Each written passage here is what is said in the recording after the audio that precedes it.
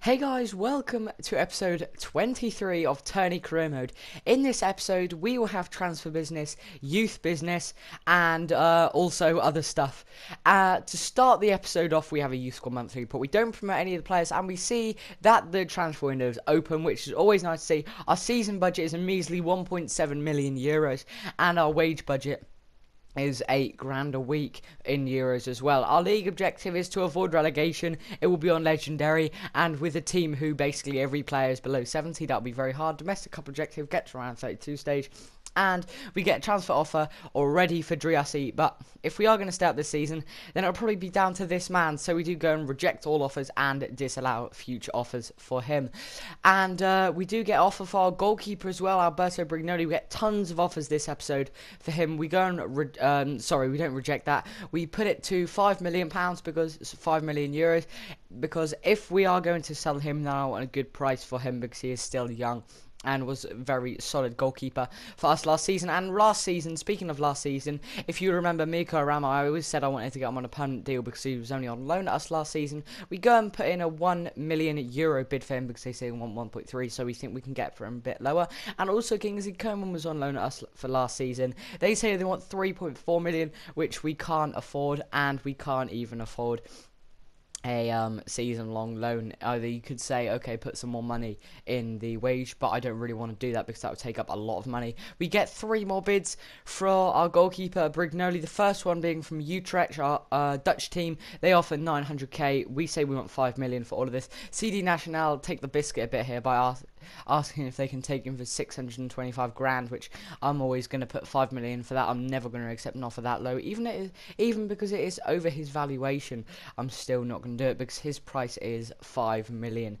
And Lorient, so they don't want to meet the money for Brignoli. And also more Alberto Brignoli business. He comes to us and says he wants a bit more money, which I can't do at the moment. Maybe at the end of the transfer window, if I can't afford any players except for Mirko Ramo, I might just have to buy some more youth scouts and maybe offer some players some more contracts. So the bid for Ramo does get accepted, so we go and put some more money in the wage and do offer him a contract, £9,000 a week, 3 years, important first team player.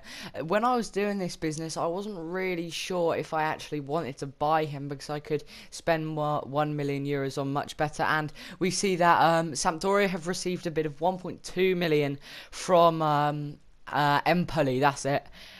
And they'll probably accept that because they accepted 1 million for us, and then Hercules come in and offer 950k for him. We say 5 million once again. We lower it to 4 million because all the teams come back and basically say we're not playing that. So we get another offer for Brignoli here. Our highest one so far, Brescia, 1.2 million. We say we want 4 million because he is unhappy and wants more money. Hercules say no, and Mirko Ramo says he does not want to move to a new team, which is disappointing, and he's recently signed a new deal with them for an extra £1,000 a week, so we have to offer him 10 grand, which is disappointing, and he's turned 26 years old. So as I was doing this, I was thinking, wow, I really do not want to do him, and I had to give him a crucial first team player role. I was thinking, do I really want to be buying this guy for £1 million? And there Evian Thornan offered 1.1 million for Brignoli. We put that to 4, like the rest of the transfer offers. That's the money we want for him, and they accepted the offer for Empoli. That's what Sampdoria did, and Brescia don't want to meet 4 million. So negotiations over. That is the message from Terni board. Mirko Ramo has decided to join Empoli instead of coming to us, which was a bit of a shocker. And Bologna offered 1.3 million for Brignoli. I was getting bored of this, so I just reject all offers, disallow future offers. And Marko Zdanjic will be going to Luton for 80k because this was one of the players who we had on the transfer list and we want to sell, and we do get 70 grand from that. And Jens Janser, one of the other players I wanted to sell because he's quite old and he's not really going to play for us. He never played a single game last season, so we accept that. Also, I have confirmation that he's gone out of the club, and we do put a loan offer in for Josh Murphy, a pacey winger from Norwich City. He's only going to cost us £4,000 a week, and we need a bit of backup on the left hand side. So we do have the first friendly match here against Stuttgart. I only play home friendly matches, and this one obviously was away. So I have turned the difficulty to legendary, by the way, so you know that. In the next episode, to start off the episode, we will have the TIM Cup match, because the TIM Cup is also before the league, and that will be against Parma. So if you do remember, we beat Atalanta in the TIM Cup last year, so who are in Serie A, so we have another Serie A team in Parma. So we do unfortunately lose this game against Stuttgart. We have another youth squad monthly report, which we go and check out the players in that. They're all looking slightly better. Eric Haynes is able to be promoted. They don't have that good potential, but their current overalls aren't too bad. Mainly loan them out for a couple of seasons. Get them, and we do get an offer for Bosanegi here. I'm going to loan this guy out for one more season, then have him in my reserves. He's going to Odense Bowl Club. He looks okay, 59 overall, 18 years old. And also we get an offer for Baggio Mecario, Parma, 375k. That is a rubbish offer. We just go and reject that. I want to keep this guy because he is quite good.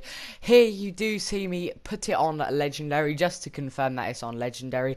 And I play this game against Hamburger SV at home, and it was a 0-0 draw on legendary. So I think if we can draw to Hamburg, who are quite a good team in this, then we can do well. And Josh Murphy is our first signing of the transfer window. We get him at loan, and Valery Buzhinov and Salif Dianda are unhappy that they're not playing in the friendlies. Don't know why.